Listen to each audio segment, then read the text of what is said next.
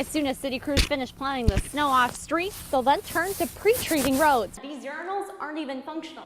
You can't flush. They're trying to teach kids safe behaviors for when they're driving on the roads, like where semis can see you and where their mirrors can't.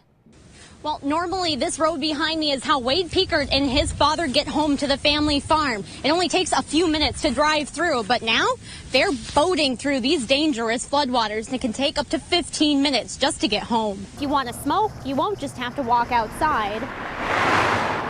You may actually have to cross the street. This may look like a cliff or even a hill, but where I'm actually at is the Len Small levee breach.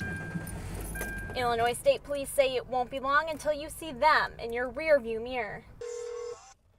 Hello, this is Scott. Scott Sloan's phone hasn't stopped ringing since Tuesday. There's no time for breaks for the pastor at Elkville First Baptist Church as he coordinates the tornado cleanup around the county, checking in with cleanup crews and police. Yeah, DeSoto's supposed to be coming with their truck to help haul stuff. Okay, did you get, is that their one truck or two trucks? He says anyone in Elkville that can help is pitching in, from 7 years old and up. And we've had people as old as in their 80s helping, whether it's in the kitchen or just some out here. His church is helping take donations, collect supplies, and make meals for victims and the cleanup crews.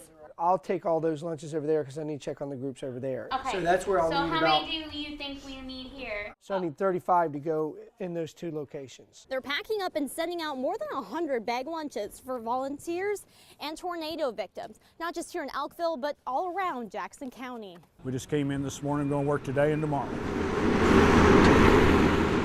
Tim Hayes is out volunteering with a crew from Salem. He says they brought equipment out to help with whatever homeowners need. Pick it up and move it wherever they want it, load it up or pile it to be burned or whatever's needed. In the days since the tornado, Sloan says it's bringing them together as one community and family.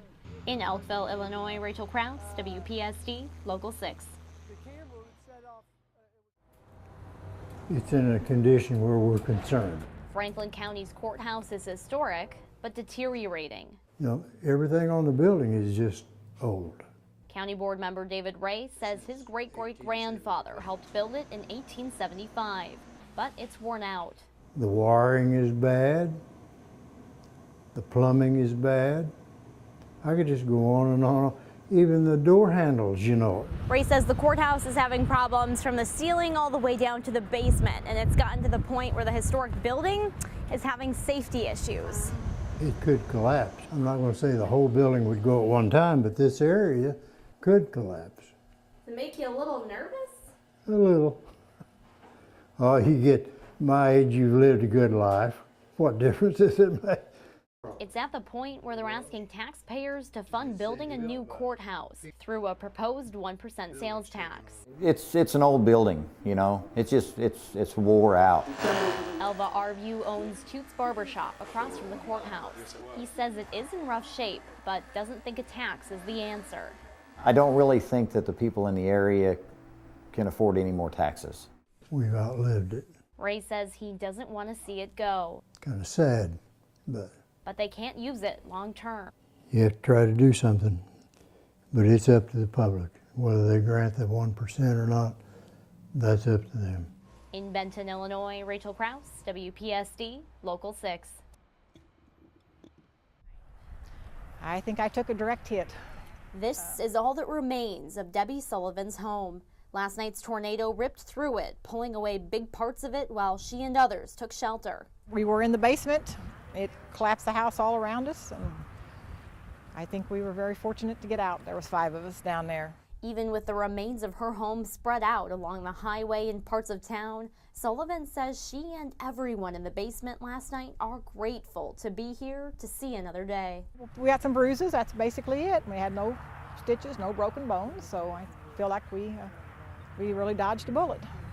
She says right now they're waiting on insurance assessors to arrive to survey the damage that they had from last night's storm. But from there, the cleanup can begin. Sullivan says she's staying with her sister until they can figure out what comes next. Family living nearby says they were lucky to be spared, but plan to help her out in the meantime. Sullivan says it's a shock seeing her life turned upside down by the tornado.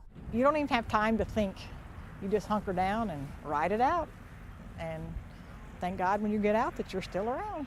In Virgins, Illinois, Rachael Krause, WPSD, Local 6.